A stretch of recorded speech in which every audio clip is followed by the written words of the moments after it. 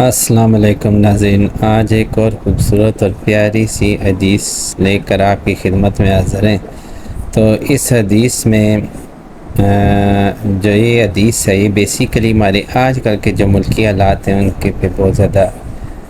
اس کا، لیکن میرا کوئی ایسا مقصد نہیں ہے۔ یہ میں نے حدیث پڑھی ہے تو میں اس سے آپ سے بیان کرنے کا مقصد یہ ہے کہ صرف آپ کو اویئرنیس دینا، اس سے کسی قسم کے آج کل کے حالات سے موازنہ نہیں کیا جا سکتا۔ تو میں نے یہ حدیث آئی سامنے تو میں نے کہا آپ سے شیئر کروں، اور آپ کے لیے ایک بہت بڑی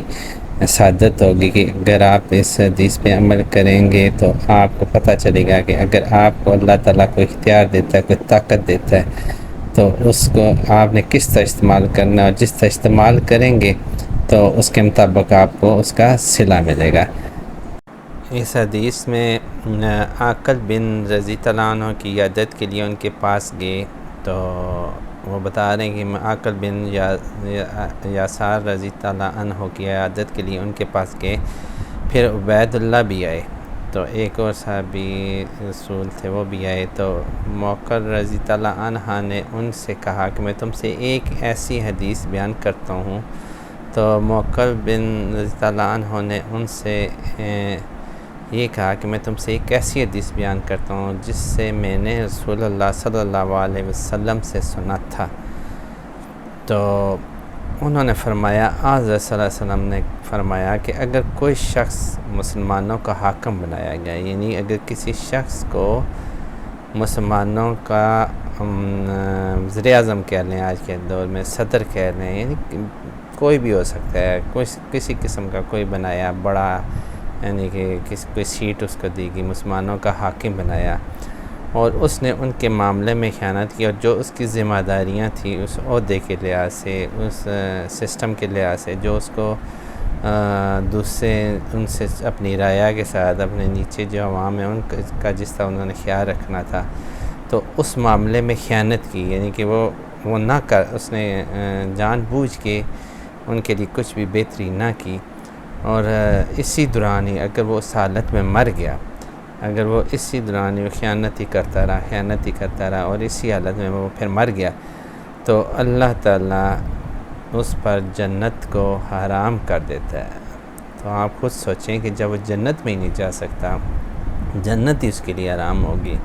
مطلب یہ ہے کہ وہ پھر تو سمجھ لیں کہ کافر کی طرح مرا، جس طرح اس حدیث کا مطلب ہے کہ اس کو پہ جنت کو حرام کر دیتا ہے۔ یعنی کہ اس حدیث سے ہمیں یہ پتہ چلتا ہے کہ آپ کی شخصیت سے ہمیشہ دوسروں کو فائدہ ہونا چاہیے، کیونکہ اگر آپ کی شخصیت کی وجہ سے دوسروں کو فائدہ ہوگا تو اللہ تعالیٰ آپ سے خوش ہوں گے، آپ پہ اپنے انعامات و کرم فرمائیں گے، تو اپنے انعامات کی بارش کریں گے۔ اور اگر آپ نے اس طرح کی کوئی خیانت کی، اللہ تعالیٰ نے کسی چیز کے، اب اس سے ضروری نہیں ہے کہ یہ اس طرح ہو سکتا ہے، گھر میں بھی اسی طرح آپ نے دیکھا ہوگا کہ ایک کو سربراہ ہوتا ہے، اسے کام یہ ہوتا ہے کہ اس نے ساروں میں انصاف کے ساتھ چلنا ہوتا ہے، وہ اپنے گھر کا حاکم ہے۔ اسی طرح ایک ملک کا حاکم ہوتا ہے، ایک کنٹری کا حاکم ہوتا ہے۔ تو پہلے زمانے میں تو یہ نہیں، خلافت کا ہوتی تھی، اور بہت بڑی بڑی اس میں تھی، مسلمانوں کے پاس تو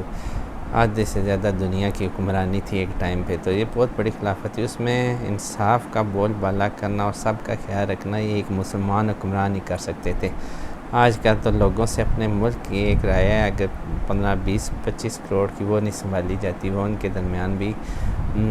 جو ہے نا انصاف کی تقسیم ہر طرح سے کسی قسم کی ان کی معاشی بدحالی کو وہ ختم نہیں کر سکتے، تو یہ تو حال ہو گیا مسلمانوں کا۔ تو ہمارے لیے یہ جو حدیث ہے ایک نمونہ ہے،